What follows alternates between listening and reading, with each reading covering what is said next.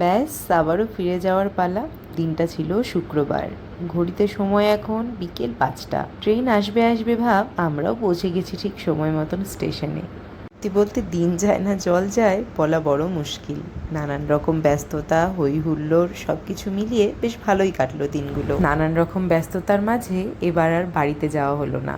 বাড়ি মানে যে বাড়িতে আমি ছোট থেকে বড় হয়েছি, আমার বাড়ি। বাড়ির এত কাছে এসেও একবারটি ঢু মারতে পারলাম না, এই ভেবে একটু মনটা খারাপ লাগছিল, তবে প্রকাশ করিনি। কারণ দ্বিতীয়ার শরীরটা এমনিতেই ভালো যাচ্ছিল না, এই গরমে আরও জার্নি করলে হয়তো আরও কষ্ট পেত। যাই হোক, কথা বলতে বলতে আমরা ট্রেনে উঠে গেছি। আর এবার যেহেতু যাওয়া আসা দুটোই আমরা 2 এসিতে করেছিলাম, তাই সিটগুলো না বেশ বড় বড় ছিল। মানে বাচ্চা নিয়ে শুতে কোনো রকম কোনো অসুবিধেই হয়নি, দুজন আরামসে শুয়ে বসে আসা যায়। স্টেশনে দেখতেই পেলে আমাদের সি অফ করতে এসেছিল রামদাদা। এই স্টেশনটার সাথে আমার বহু স্মৃতি জড়ানো, সেসব নয় অন্য কোনো ভিডিওতে তোমাদের সাথে শেয়ার করব। যাই হোক, দেখতে দেখতে সেই রাতটা তো কেটে গেল। এটা পরদিন সকাল। আজ সারাটা দিন আমরা ট্রেনে থাকবো, রাত হলেই নেমে পড়বো।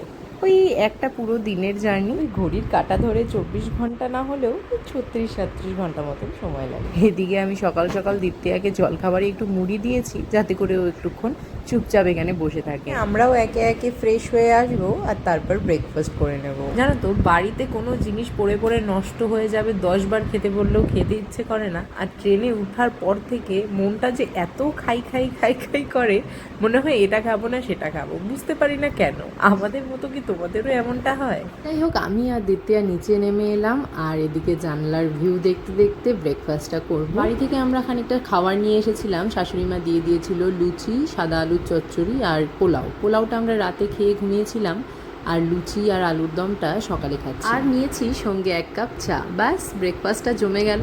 দ্বিতীয়া যেহেতু হাঁটতে শিখেছে, ওকে একটা জায়গায় আটকে রাখা বিরাট বড় একটা টাস্ক। দ্বিতীয়া নিচে নেমে হাঁটাহাঁটি করতে চাইছিল, মানে ট্রেনটা দোল খাচ্ছে, সেটাতে ও হাঁটতে ভীষণ মজা পাচ্ছিল, মানে নিজেকে ব্যালেন্স করতে ভীষণ মজা পাচ্ছিল। যেহেতু আমরা ওকে নামতে দিচ্ছিলাম না, তাই ভীষণ কান্না করছিল।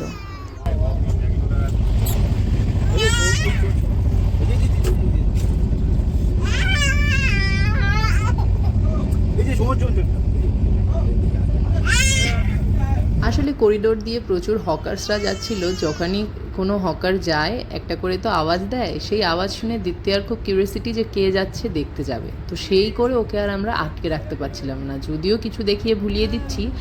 পট করে যদি আবার কোনো হকার এসে আওয়াজ দেয়, ব্যাস ও বুঝে যায় যে আবার করিডোরে কেউ আছে, আমাকে দেখতে হবে। এবারে আসার সময় দ্বিতীয়ার জন্য আমি বানিয়ে এনেছিলাম একটু সুজি আর একটু খিচুড়ি। সুজিটা আমি বিকেল দিকে ওকে খাইয়ে দিয়েছি, মানে ট্রেনে উঠেই খাইয়েছিলাম, আর রাতে শোয়ার সময় খিচুড়ি খাইয়েছি। খিচুড়িটাই আবার আজ সকালেও আরেকবার খাইয়ে দিয়েছি, তবে মনটা চাইছিল না সেটা আর খাওয়া। এই গরমের দিন, তারপর ওটা আবার বাসি হয়ে গেছে। যদিও ট্রেনে এসি চলছে, খাবার নষ্ট হওয়ার সম্ভাবনা খুবই কম, তবে বাচ্চাকে তো গরম গরম খাওয়ানোটাই ভালো। কিন্তু ওই যে উপায় নেই, জার্নিতে আর কী বা করা যাবে। আমরাও বাড়ি থেকে যা খাবার দাবার এনেছিলাম সেটা সকাল অবধি চলেছে। ভাবছিলাম কোনো বড় স্টেশন আশেপাশে থামলে সেখানে অনলাইনে অর্ডার করে নেব, বেশ সিটে এসে দিয়ে যায়। তবে সেটা আসতে বেশ অনেকটা দেরি। এবারে খিদে পেয়েছে, তাই যেই স্টেশনে দাঁড়িয়েছিল সেখান থেকে প্রণয় এনেছিল পরোটা, আলুর সবজি আর মরিচের মধ্যে ওই মশলা লাগানো থাকে সেটা। তো সেটা কিন্তু খেতে বেশ ভালোই লাগে।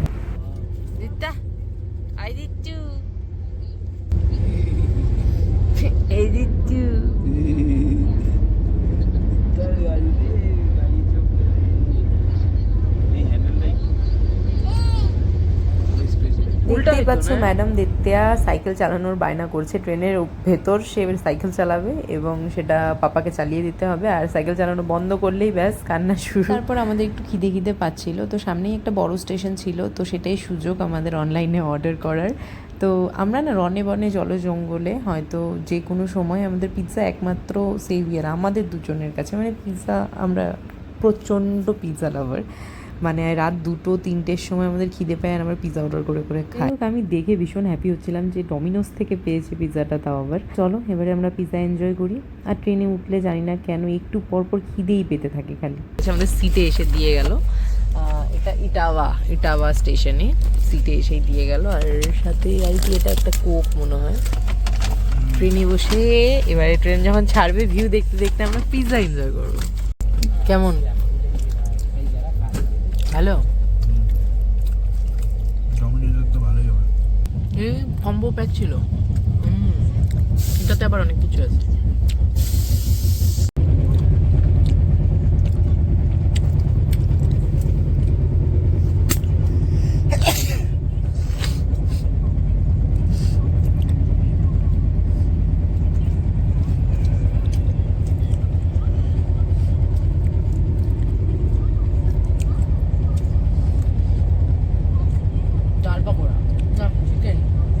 আমরা না বুঝতেই পারিনি 1 বছরের বাচ্চা নিয়ে ট্রেনে এরম বিপদে পড়বো। মানে ওর খাওয়ার প্রচুর কষ্ট হয়েছে, দেখতেই পাচ্ছিলে ও বসে বসে মাফিন খাচ্ছিল। মানে আমরা তো এটা ওটা কিনে খেতে পারছিলাম না, তো আমরা যা খাচ্ছিলাম কি করবো উপায় না পেয়ে সেটাই একটু ছিলাম, মানে ওকে একটু একটু করে দিচ্ছিলাম। তো পিৎজার পর আমরা আবার একটু কিনেছিলাম কচুরি আর সয়াবিনের একটা সবজি মতন ছিল সেটা, আর তারপর আমরা আবার একটু নিয়েছিলাম সিঙ্গারা। তো এই সবই খেতে খেতে তারপর আমাদের ওই রাত 10টা মতন বেজে যায় এবং ট্রেন আমাদের আনন্দবিহার স্টেশনে পৌঁছে যায়। আর আমাদের সব কষ্টের অবসান বলতে পারো, কিন্তু আমাদের না অনেক লাগেজ, তো এটা একটা টেনশন আছে যে এতগুলো লাগেজ নিয়ে আমাদেরকে নামতে হবে। মানে নামার পর তো আমরা কুলি নেবই, কিন্তু তার আগে এতগুলো লাগেজ নামাতে হবে, এটাও একটা কম বড় টেনশন বলো। অ্যান্ড আমরা তিনজনে খুব সাবধানে আমাদের সবগুলো লাগেজ নিয়ে নেমে পড়ি ওয়ার্ল্ডের সেকেন্ড বিজিয়েস্ট সিটি দিল্লিতে, অ্যান্ড অফকোর্স আমাদের গন্তব্যে।